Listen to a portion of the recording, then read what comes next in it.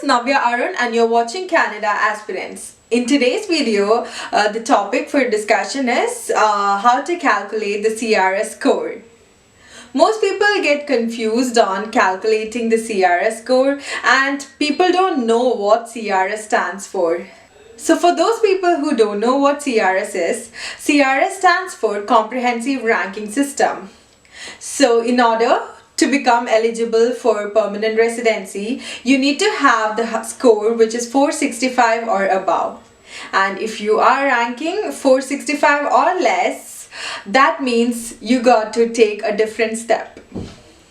So I'll be discussing and I'll be walking you through the process how to calculate the CRS points, and it's very simple. You don't need any special assistance or you don't need any special guidance in knowing your CRS score. Let's check it out. Let's get started. Type in CRS calculator and then it will take you to the comprehensive ranking system tool, which will help in determining your score. So there are a series of factors that is involved in checking your score, which is skill, your level of education, language ability, work experience, and certain other factors.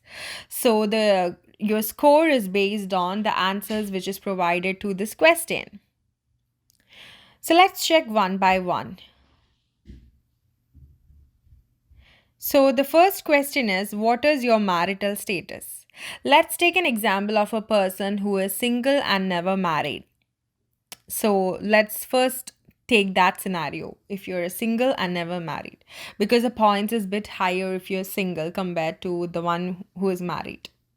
Next is, how old is this person? Let's say 27 years of age. So if a person is about 30, then the points is less, and the person is below 30 years of age, then the points are much better than, about 30. Then is, what is your level of education for which you have earned a degree of, you have done a study outside in Canada and has done an educational credential assessment from WES.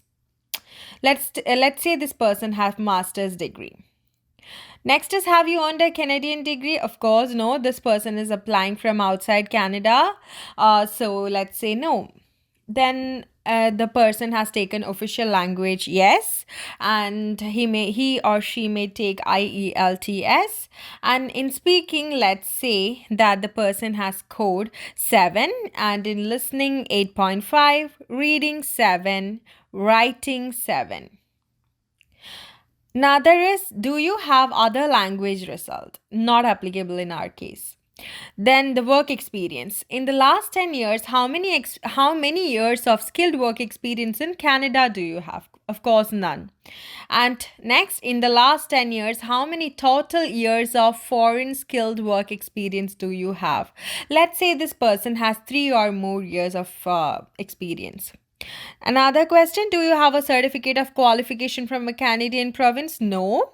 Then do you have a valid job offer supported by LMIA? No. Then do you have a nomination certificate from a province or territory? No. And do you or your spouse, common law partner, have at least one brother or sister living outside Canada? No. Living in Canada? No. So when calculating this person, based on the age and level of education and the skill transferability factors, the total score that this person is getting is, let's see, it's 472. So in this case, this person is eligible to apply for PR when residing outside of Canada. So his advantage was he was single and he was having master's degree and having 3 years and above experience. And in IELTS he scored good points, which is 8,777. That's the reason this person was able to get 472. Now let's take another scenario where the person is married. Okay, let's take a man who is married. So is your spouse or common law partner a citizen or permanent resident? Let's say no. Then will your spouse or common law partner come with you to Canada? Of course, yes.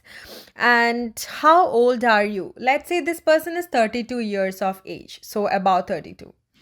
About 30. Yeah. So next is, what is your level of education? Let's say this person has master's degree. Then have you earned a Canadian degree? No. Official language? Yes, of course. In IELTS, let's say he scored 7 in speaking. Then in listening 7.5, and in reading 7, and writing again 7. Okay. Then another is, do you have other language results? Not applicable in our case. And for work experience, in the last 10 years, how many years of skilled work experience in Canada? Of course, none. Then in the last 10 years, how many total foreign skilled work experience? This person, let's say, has 3 or more.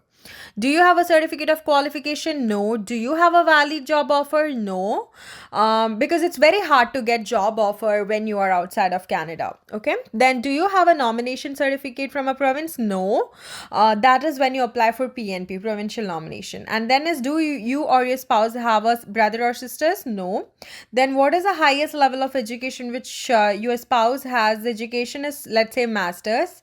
Even if you if not masters, then you can click on bachelor's. And then in the last 10 years, how many skilled work experience in Canada? Your spouse has none.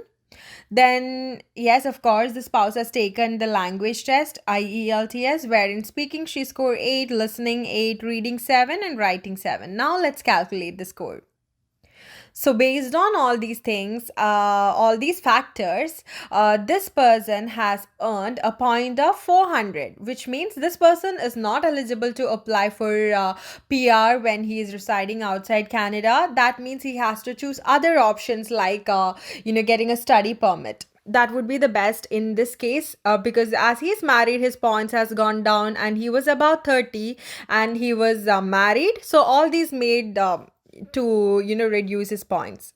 Now let's take another scenario where a person is let's say, okay, let's take another example with the same single and never married. Okay, and let's say this person is 25 years of age and is having only bachelor's degree. And have you earned a Canadian degree? No. Then official language test he has taken, we can say, in which he can score. Let's see, like in the first official language test, IELTS, how much? Let's take this in speaking. Let's say he scored 7, in listening 7.5, in reading 7, and writing 7. Let's make it a bit lower. Okay, then do you have other language results? Not applicable. Then in the last 10 years, how many skilled work experience in Canada? None. Then foreign skilled work experience, let's take 2 years. Then there is no certificate of qualification for him, no valid job offer, no, he hasn't received a nomination certificate. Then the spouse, he doesn't have any brother or sister in Canada. So when we calculate, the points is only 372. So if you need more clarification on the topic, do comment. So I'll discuss in the coming videos. And also don't forget to subscribe and share this with your friends so that the information get passed on to everyone who is aspiring to come Canada. The process which I have walked you through was very simple, right? So those of you who are new to it, I hope that you all understood it, as it's very simple and you don't need a specialist for that. So check your eligibility and then apply for it. If you have a point 465 or above, then this is the right time, because when a federal skill draw come, then you are able to come to Canada. So CRS is helpful for anyone around the world, even for people who is living inside Canada with a study permit or with a work permit. Even you could check your eligibility, because you already have a Canadian education and a Canadian work experience, with which you will be eligible to apply in the Canadian experience class.